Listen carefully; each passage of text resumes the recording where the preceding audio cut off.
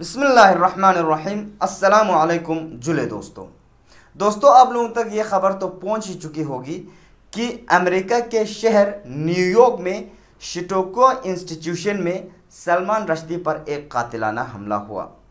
सलमान रश्दी कौन है और उस पर यह कातिलाना हमला क्यों हुआ, सलमान रश्दी का इस्लाम के साथ क्या ताल्लुक़ है, आइए आज की वीडियो में जानने की कोशिश करते हैं। दोस्तों, सलमान रुश्दी लिटरेचर की दुनिया में एक बहुत ही मशहूर शख्स है। उसने बहुत सारे नॉवेल्स, आर्टिकल्स और बहुत सारे रिसर्च पेपर्स लिखे हैं। उन्हीं नॉवेल्स और आर्टिकल्स के बिना पर वो बहुत ही आला कस्म का एक राइटर है। लेकिन सन 1988 में उसने रिसालत माफ़ हज़रत मोहम्मद मुस्तफ़ा सल्लल्लाहु अलैहि वसल्लम की गुस्ताखी की और उस नावल का नाम उसने सैटेनिक वर्सेस यानी कि शैतानी आयत रखा।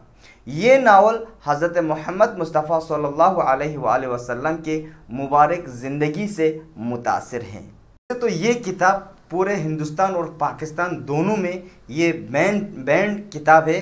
तो मैंने इस किताब को पढ़ा नहीं है, लेकिन बहुत सारे आर्टिकल्स, ऑनलाइन आर्टिकल्स पढ़ने के बाद मुझे इन सारे थोड़ा समरी उनके पढ़ने के बाद मुझे ये मालूम हुआ कि उस नावल में लिखा क्या है और ये इस्लाम के ख़िलाफ़ इतनी बड़ी नावल क्यों है। रुश्दी ने रिसालत माफ़ हज़रत मोहम्मद मुस्तफ़ा सल्लल्लाहु अलैहि वसल्लम की शान में गुस्ताखी करते हुए नावल में उनका नाम माहूद रखा। माहूद एक बहुत ही डिरोगेटरी यानी कि एक बहुत ही गुस्ताखाना और बहुत ही तौहीन आमेज़ नाम है, जिसे उस वक्त के क्रिश्चियंस हज़रत मोहम्मद मुस्तफ़ा सल्लल्लाहु अलैहि वसल्लम के नाम के बजाय इस नाम का इस्तेमाल करते थे। दोस्तों, इस नाम का मतलब था कि हज़रत मोहम्मद मुस्तफ़ा सल्लल्लाहु अलैहि वसल्लम नाऊज़ु बिल्लाह खुदा है और उस खुदा को काफिर, गंदे लोग यानी कि डेमन्स पूजते हैं। दोस्तों, रुश्दी ने इस किताब में ये भी लिखा है कि हज़रत मोहम्मद मुस्तफ़ा सल्लल्लाहु अलैहि वसल्लम नाऊज़ु बिल्लाह शैतानी बातों को खुदा का फरमान समझकर उस वक्त के अरब के बुत के पूछने वालों को, बुत के पुजारियों को, अरब के 3 बुतों को पूछने की इजाज़त दे दी। ये बात तो तय है कि इस्लाम में खुदा के बजाय, रब करीम के बजाय किसी और शख्स को या किसी और चीज़ को पूछने की इजाज़त नहीं देता। और दूसरी बात, हज़रत मोहम्मद मुस्तफ़ा सल्लल्लाहु अलैहि वसल्लम रसूल है और वो किसी भी हालत में गलती नहीं कर सकते।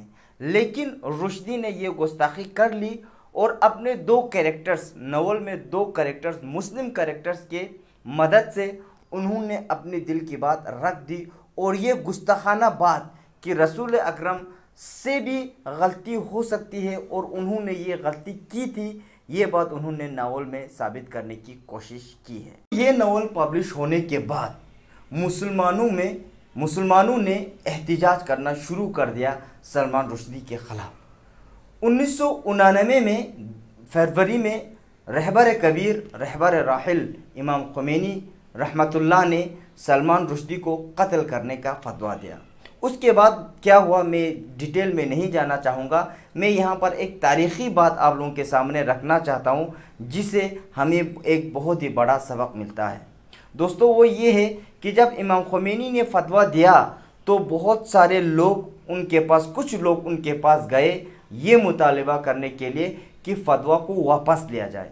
तो इमाम ने उनसे पूछा, अगर फ़तवा को वापस नहीं लिया जाए तो अगर नहीं लिया मैंने तो क्या होगा? तो उन्होंने कहा कि हुजूर, अगर फतवा को वापस नहीं लिया तो ईरान पर बहुत ही सख्त इक़्तिसादी पाबंदी होगी, एक्सपोर्ट इंपोर्ट कम होंगे और ईरान भूख की प्यास से बहुत सारी दुश्वारियों का सामना करना पड़ेगा। तो इमाम ख़ुमैनी ने एक बार और पूछा, इससे ज़्यादा जुल्म और सितम वो लोग क्या कर सकते हैं? कहा कि बहुत सारे मगरबी ममालिक ईरान पर हमला करेंगे और ईरान हो सकता है सफ़ाए हस्ती से भी मिट जाए। तो उस बात पर इमाम ख़ुमैनी ने ये फरमाया कि लोगों, ये बात ज़रूर जहन में रखना कि इमाम ख़ुमैनी ईरान को बचाने के चक्कर में नहीं है, बल्कि इस्लाम को बचाने के चक्कर में है।